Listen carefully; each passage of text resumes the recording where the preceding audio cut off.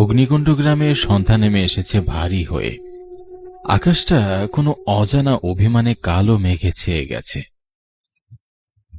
কিছুক্ষণের মধ্যেই মরমর করে বৃষ্টি নামল, তার সঙ্গে কান ফাটানো বজ্রপাত। আর দমকা হাওয়ায় গাছগুলো এপার থেকে ওপার তুলছে। গ্রামের ছোট ছোট বাড়ির উপরে খড়কুটার চাল দমকা হাওয়ায় যেন খড়কুটোগুলো উড়ে উড়ে পড়ছে মাটিতে। বৃষ্টির পানিতে তা ভেসে যাচ্ছে। বৈশাখের ঝড় বৃষ্টিতে গ্রাম বাংলা যেন এক অন্য রূপ নেয়। অগ্নিকুণ্ড গ্রাম এখনো আধুনিকতার ছোঁয়া পায়নি। ফাঁকা ফাঁকা বাড়ি, কাঁচা রাস্তা, রাস্তার মোড়ের মাথায় একটি চায়ের দোকান।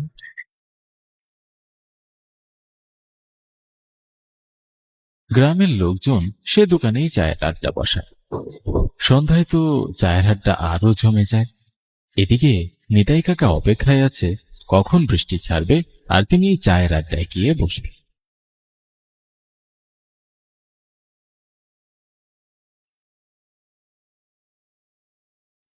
বৃষ্টি একটু থামতে না থামতেই রাস্তায় বের হলেন নিতাই কাকা। ওনার আবার সন্ধ্যায় এক কাপ চা আর বিড়িতে টান না দিলে হয় না। বৃষ্টিটা তেমন একটা ছাড়েনি। ফিরফিরানি বৃষ্টি গাছের পাতায় পড়ে, সেটা আবার ফোঁটা ফোঁটা হয়ে রাস্তায় পড়ে।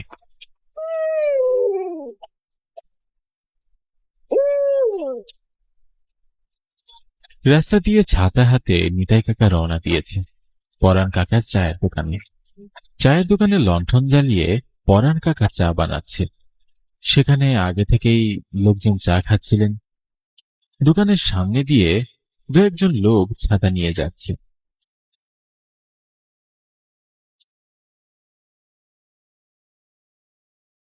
মনে হয় তারা ঝড় বৃষ্টির মধ্যে কোথাও আটকা পড়েছিল।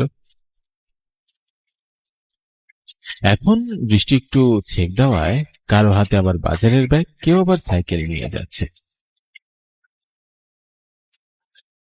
নিতাই কাকা চায়ের দোকানের সামনে দাঁড়িয়ে বলে, কি গো পরান্দা, আমার জন্য কি এক কাপ চা হবে? চায়ের টানি তো তোমার দোকানেই চলে আসলাম, দাও দেখিনি এক কাপ চা।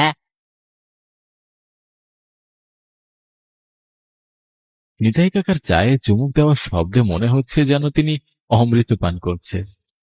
একবার করে চায়ের কাপে মুখ লাগিয়ে চুমুক দিচ্ছে আর গল্প করছে।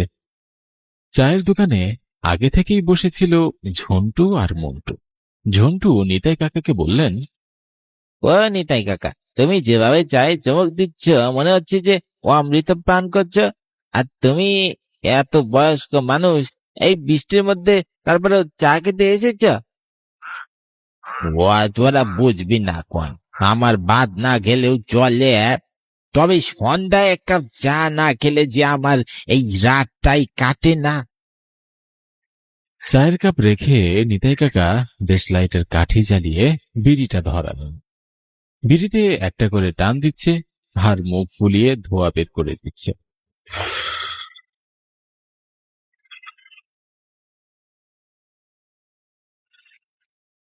বিড়িতে টান দিতে দিতে সে খেয়াল করলো সন্ধ্যা শেষ হয়ে রাত নেমেছে। আজ আর বৃষ্টি ছাড়ার নাম নেই, তখনও আকাশ কালো মেঘে ছেয়ে আছে। নিতাই কাকা সেখান থেকে উঠে দাঁড়িয়ে তাদের সঙ্গে কথা বলে। মনে হচ্ছে আজ আর বৃষ্টি ছাড়বে না, আকাশের অবস্থাও তেমন একটা ভালো না, দেখছো না কি জোরে জোরে বজ্রপাত করছে। তোমরা সবাই বাড়ি চলে যাও, এখানে আর থাকা ঠিক হবে না এখন। বলেই কাকা বৃষ্টির পানিতে ছপছপ করে পা ফেলছে। মুষলধারে বৃষ্টি পড়ছে আর মাঝে মাঝে বজ্রপাতের শব্দ।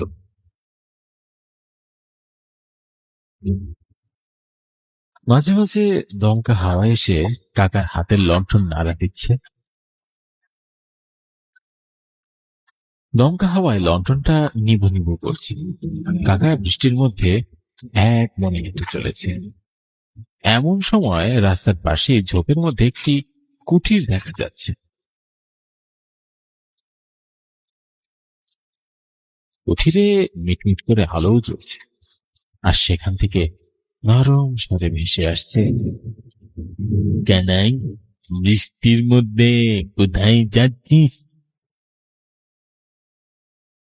এদিকে আয়, মাথায় বাজ পড়বে, তুই মরে যাবি, আমার কুঠিরে আশ্রয় নে। কথা শেষ হতে না হতেই খুব জোরে ঝড় উঠে আর মুষলধারে বৃষ্টি পড়া শুরু করে, আর জোরে জোরে বাজ পড়ে। কানাই কাকা সেখানে থমকে যায়। পরিস্থিতির সুবিধা না, এটা দেখে সে কুড়ি ঘরের দিকে ছোপ ছোপ করে পা ফেলে, হেঁটে হেঁটে যায়। চারিদিকটা কেমন জানি ঝুপটি মেরে আছে, নির্জন জায়গা, আশেপাশে কোনো ঘর বাড়ি দেখা যাচ্ছে না। চারিপাশটায় গাছপালায় ঘেরা, মাঝে মধ্যে গাছের পাতার মধ্যে থেকে পাখপাখালির পাখা ঝাপটানোর শব্দ পাওয়া যাচ্ছে। সে পুরে ঘরের সামনে গিয়ে দেখে দরজাটা খোলা।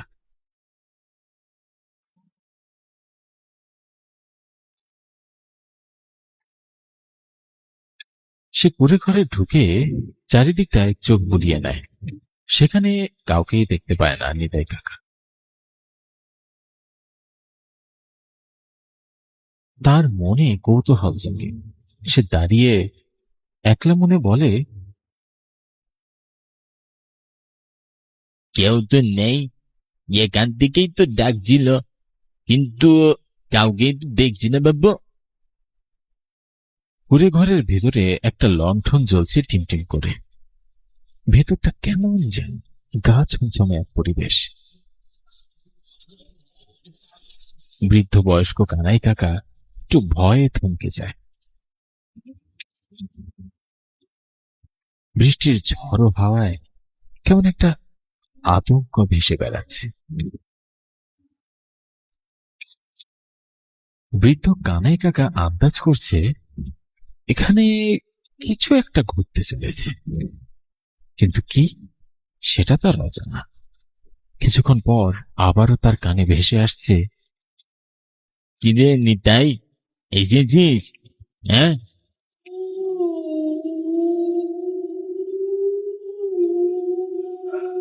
আমি এখানে একাই থাকি রে।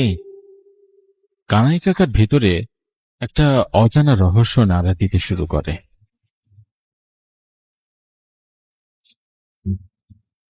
বৃদ্ধ কানাই কাকার মনে অনেক প্রশ্ন জাগে, আর ভেতরটা ভয়ে কেঁপে কেঁপে ওঠে। সময় যাচ্ছে, আর কানাই কাকার বুকের ধকধক শব্দটা বেড়েই চলেছে। এমন সময় কেউ একটা ছায়া মূর্তি অন্ধকারে আবছা দাঁড়িয়ে। কানাই কাকা জোরে একটা দম নিয়ে জিজ্ঞাসা করে, কে রে ওখানে? আমার সাথে তুমি কি ইয়ার কি মারছ? আমাকে ডেকে নিয়ে এসে মজা করছ? আমার সামনে এসে বলছি। খুব জোরে দমকা হাওয়া বইতে শুরু করে। নিতাই কাকার হাত থেকে লণ্ঠনটা নিজের অজান্তেই মাটিতে পড়ে যায়। ঘরটা অন্ধকারে ছেয়ে যায়। অন্ধকারের মধ্যে কিছু একটা তার সামনে লাফ দিয়ে পড়ে। নিতাই কাকা সেদিকে তাকাতেই দেখতে পায় একটা ছায়া মূর্তি দাঁড়িয়ে।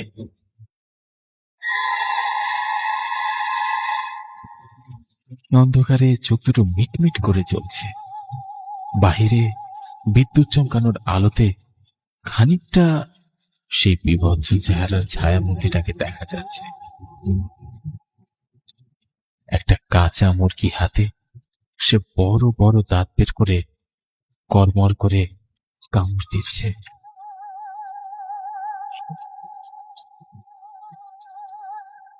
নিতাই কাকার মুখখানা ভয়ে সাদা ফ্যাকাশে হয়ে ওঠে। নিতাই কাকার আর বুঝতে বাকি থাকে না তার সামনে কি দাঁড়িয়ে আছে। নিতাই কাকা সেখান থেকে পালানোর চেষ্টা করে, কিন্তু ছায়ামূর্তিটা তার হাত লম্বা করে তাকে পিছন থেকে ধরে ফেলে। ছেড়ে দাও আমাকে, প্রাণে মেরো না আমাকে। বৃষ্টির রাতে আমি মানুষকে আশ্রয় দেই রে। আমার কাছে যে আশ্রয় নেয় তাকে আমি আমার খাবার বানিয়ে ফেলি। আমাকে ছেড়ে দাও, আমাকে ছেড়ে দাও। আমাকে কেন ডেকে নিয়ে আসলে? আমি বুঝো মানুষ বাবু। খুব কাকুতি মিনতি করতে থাকে নিতাই কাকা সেই ছায়া মূর্তিটির কাছে, কিন্তু ছায়া মূর্তিটি আর কোনো কথাই শোনে না। ছায়া মূর্তিটির হাত দিয়ে তার মুন্ডুটা মটমট করতে থাকে, পিছনে ঘুরিয়ে দেয়। নিতাই কাকার মুন্ডুটা সামনে থেকে যখন পিছনে ঘুরিয়ে দেয়, তখন তার চোখ দুটো উল্টো হয়ে যায়। তাকে লম্বা হাত দিয়ে বাইরে ফেলে দেয়।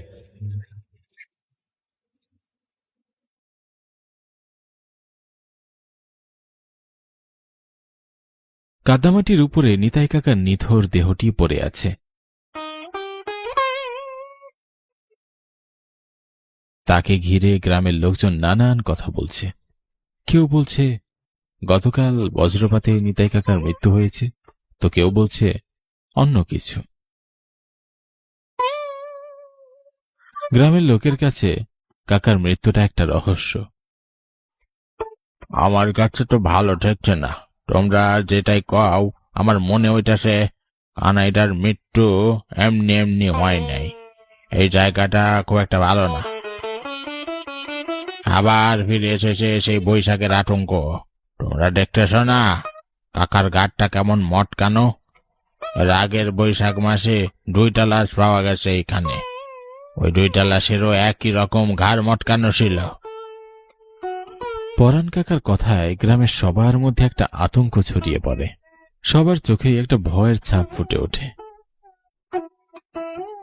বারবার বৈশাখ কি নিয়ে আসে সেই গ্রামে, আর প্রাণ দিতে হয় গ্রামের নিরীহ মানুষদের। গ্রামের লোকেরা চায় এটার একটা বিহিত করতে।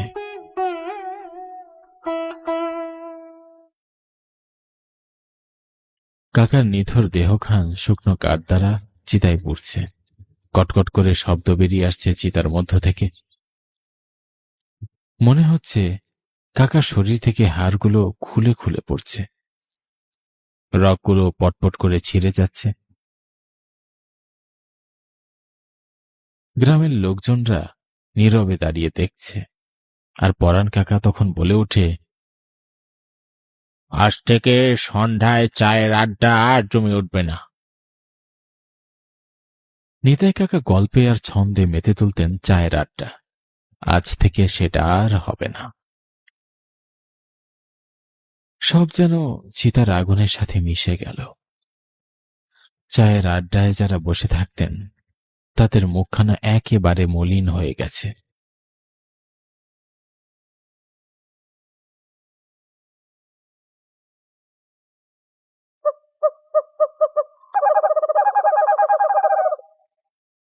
আজ পরাণ কাকার চায়ের দোকানে সন্ধ্যার আসনটা তেমন একটা জমেনি। নিতাই কাকার জায়গাটা ফাঁকা পড়ে আছে। আজও সন্ধ্যার আকাশটা কেমন জানি ভারী হয়ে আছে। কখন জানি আবার বৃষ্টি নামে। ভবানীশ্বর চ্যাটার্জি এই গ্রামের বয়োজ্যেষ্ঠ। ওনার প্রায় 90 বছর বয়স। এখনো পায়ে হেঁটে চলাফেরা করেন। শরীরের চামড়াগুলো কুকড়িয়ে এসেছে। তারপরও উনি কোনো কাজে অলসতা করেন না। নিজের কাজ নিজেই করতে পছন্দ করেন। সে কোনো একটা কাজে শহরে গিয়েছিলেন, সেখান থেকে ফিরছিলেন কাঁধে একখানা ব্যাগ নিয়ে। তার পরনে এক ফতুয়া আর ধুতি, পায়ে এক জোড়া চটি। চটির চটচট শব্দ করে হেঁটে হেঁটে এসে চায়ের দোকানে বসলেন সে, যেখানে নিতাই কাকা বসতেন।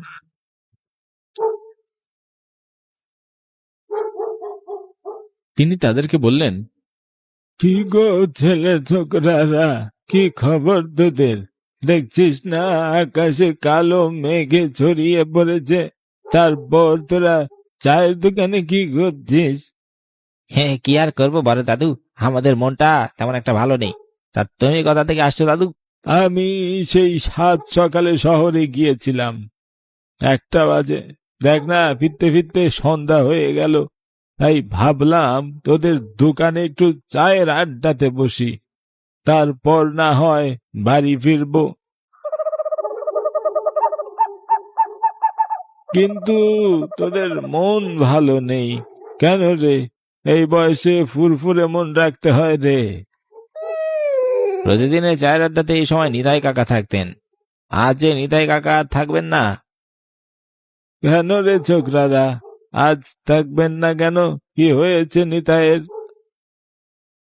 বড় দাদু সকাল সকাল শহরে চলে যাওয়ায় গ্রামের খবরটা তার কানে পৌঁছায়নি। চায়ের দোকানে তাদের মন খারাপ দেখে নানান প্রশ্ন করেন বড় দাদু। বড় দাদুর প্রশ্নের জবাব দিলেন পরাণ কাকা। ও বড় দাদু, তোমার মনে আছে ওই বট গাছের নিচটাতে বৈশাখ মাস এসে পরপর দুটি লাশ পাওয়া গেল? সেই একই রকম ঘাড় মটকানো লাশ আজ আবার। সেই লাশটা কার জানো বড় দাদু? কার হে বাছা? আজ আবার কার প্রাণ গেল? আমাদের নিতাই ডাকো, নিতাইদা। লোকটা কাল এরকম সময়ই আমার চায়ের দোকানে চা খেতে এসেছিল, আর সকালে ওই বট গাছের নিচে তার লাশ পাওয়া যায়। ঘাড়টা এমন করে মুটকে দিয়েছে, একদম ঘাড় পিছনে চলে গেছে, আর চোখ দুটো বেরিয়ে এসেছে। বড় দাদু জোরে একটা নিঃশ্বাস ছেড়ে বলে উঠলেন, আরে, বৈশাখ মাস আসলেই গ্রামে কারো না কারো প্রাণ যায়। এরকম তরতাজা প্রাণ হারানো আর মেনে নেওয়া যাচ্ছে না। এটা বিহিত করতে হবে। বড় দাদু গলা ছেড়ে বললেন, তোরা একবার গ্রামে তান্ত্রিককে নিয়ে আয়। বড় দাদুর কথা শুনে ঝন্টু চিন্তিত স্বরে বলে ওঠে, একে কেন দাদু, গ্রামের তান্ত্রিক কেন আনতে বলছো? নিতাই কাকার মৃত্যুটা কি অন্য কোনো কারণে হয়েছে? বড় দাদু ঝন্টুর কথা শুনে একটু হেসে বলে উঠল, ওরে বোকা, তোর মনে নেই গেল বৈশাখ মাসে আমাদের গ্রামের নির্মলের ছেলে নরাধরের লাশ পড়েছিল ওই বটগাছের নিচে? গ্রামের সেই শোক কাটিয়ে উঠতে না উঠতেই কয়েকদিনের মাথায় আবার আমার জ্যাঠাতো ভাই মরে পড়েছিল। তাদেরও ঘাড় মটকানো ছিল পিছন থেকে। তোরা কি মনে করেছিস সেটা সাধারণ মৃত্যু? না রে, ওখানে কোনো নরপিশাচের বসবাস আছে। তোরা কি একটা তান্ত্রিক নিয়ে আয়, আমি তোদের সঙ্গে থাকবো। আমার বয়স হয়েছে, আমি অত হাঁটা চলা করতে তো পারি না। মন্টু আর ঝন্টু এরা দুই বন্ধু। এরা যেন দুটি আত্মা, একটি প্রাণ। যেখানেই যাক দুজনে একসঙ্গে যায়। তারা দুজন তান্ত্রিকের বাড়িতে যাওয়ার জন্য রওনা দিয়েছে। তারা রাস্তা দিয়ে হেঁটে হেঁটে যাচ্ছে। পাশ দিয়ে অনেকেই সাইকেল ভ্যান চালিয়ে যাচ্ছে। দিনের বেলায় গ্রামের রাস্তায় অনেকেই চলাচল করে। কিছু ছোটখাটো যানবাহনও দেখা যায়। রাস্তার পাশে দু একটা বাড়িও দেখা যাচ্ছে, দোতলা। আর মোটামুটি সবগুলো বাড়ি খড়কুটো দিয়ে ছাওয়া। তারা হাঁটতে হাঁটতে তান্ত্রিকের বাড়ির দরজায় গিয়ে পৌঁছায়। তার দরজার শিকল ধরে ঠকঠক করে শব্দ করে মন্টু। আর ঝন্টু দাঁড়িয়ে থেকে বলে, কি গো, বাড়িতে কেউ আছো? কেউ সাড়া দিচ্ছ না কেন? তান্ত্রিক তার ঘরের জানালায় এসে উকি মেরে ঝন্টুর কথায় সাড়া দেয়। আছে গো, আছে, বাড়িতে মানুষ আছে। কে চাই তোমাদের? তারা তান্ত্রিককে জানায় তাদের খুব জরুরি দরকার। সে বাইরে এসে শুনলে খুব ভালো হয়। আমাদের বড় দাদু পাঠিয়েছে, তো তুমি একটু বাইরে এসো, তোমাকে সব বলছি। তান্ত্রিক তার সামনে বসেছিল। তাদের কথা শুনে সে জানালার দিকে উকি মারে। সে আসন ছেড়ে হেঁটে হেঁটে গিয়ে দরজা খুলে আর বাহিরে দাঁড়ায়, আর তার সঙ্গে কথা বলে। বল, কি বলবি বল। মন্টু আর ঝন্টু দুজনে সব কথা খুলে বলে তান্ত্রিকের কাছে। তান্ত্রিক তাদের কথা শুনে চোখ বড় বড় করে তাকিয়ে থাকে। তারপর বিস্তৃত স্বরে বলে ওঠে, আমি বুঝতে পেরেছি তোরা এখানে কেন দাঁড়িয়ে আছিস। হ্যাঁ, আমি ভেতর থেকে আমার জিনিসপত্রগুলো নিয়ে আসছি, কেমন? এই কথা বলেই তান্ত্রিক হেঁটে হেঁটে ভিতরে চলে যায়। তার তন্ত্রমন্ত্রের জিনিসপত্র ব্যাগে উঠিয়ে নেয়। আবার বাহিরে বেরিয়ে তাদের সঙ্গে হাঁটতে শুরু করে। সময়টা বিকেল। রাস্তা দিয়ে তারা তিনজনই হাঁটছে। তাদের আশপাশ দিয়ে কয়েকজন লোকও যাতায়াত করছে। কারও মুখে কোনো কথা নেই।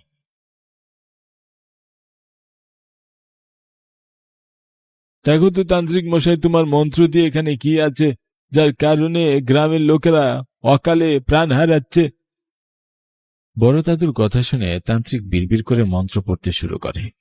কিছুক্ষণের মধ্যেই তার সামনে এক বীভৎস ঝলসে যাওয়া চেহারা ছায়ামূর্তি এসে তার সামনে দাঁড়ায়। ছায়ামূর্তিটি তান্ত্রিকের সামনে দাঁড়িয়ে বলতে থাকে, কিরে তান্ত্রিক, তুই আমাকে এখানে তাড়াতে এসেছিস? এই গ্রামের একটি মানুষকে আমি বাঁচিয়ে রাখবো না, সবাইকে মেরে ফেলবো। সে গ্রাম ছাড়তে না চাওয়ায় তান্ত্রিক তার কাছে জানতে চায়, তুই এ গ্রাম ছাড়বি না কেন? মানে গ্রামের নিরীহ মানুষগুলোকে কেন মারছিস? গ্রামের মানুষ তোর কি ক্ষতি করেছে? আর আমি তোকে ভালো ভালো বলছি, এখান থেকে চলে যা। না না, এই গ্রাম ছেড়ে কোথাও যাব না। আমি এই গ্রামের স্বার্থপর মানুষগুলোকে মেরে তারপরে এখান থেকে যাব। কি করেছে এই গ্রামের মানুষ তোর সাথে? শুনবি কি করেছে? শুন তাহলে। আমি শহর থেকে গ্রামে এসেছিলাম, এই রাস্তা দিয়েই যাচ্ছিলাম। বৈশাখ মাস, হঠাৎ করে খুব বৃষ্টি শুরু হয়। খানিক পর পর বজ্রপাত পড়ছে। আমি 2-3 জনের দরজায় কড়া নাড়ি আশ্রয়ের জন্য। কেউ আমাকে আশ্রয় দেয় না। আমি এসেই এই বট গাছের নিচে আশ্রয় নেই। তখনই এই বট গাছের উপর বাজ পড়ে। সেই বজ্রপাতে আমি ঝলসে পড়ে যাই এখানে। আমি এই স্বাস্থ্যপর লোকদের না মেরে কোথাও যাবো না। তান্ত্রিক, তোকে বলে রাখছি, ভালো ভালো চলে যা বলছি। তখন তান্ত্রিক তার ব্যাগ থেকে একটি মাথার খুলি বের করে আর মন্ত্র পাঠ করতে শুরু করে। মন্ত্র পড়তেই মাথার খুলিতে যেন একটা লাল আলো জ্বলে ওঠে। সেই আলো সেই ছায়ামূর্তির উপরে লাগে। ছায়ামূর্তিটি সেখান থেকে ছটফট করতে করতে মিলিয়ে যেতে লাগে আর বলতে থাকে, আমি আবার ফিরে আসবো এই গ্রামে। তান্ত্রিক, তুই আজকে ভালো করলি না, আমি আবার ফিরে আসবো।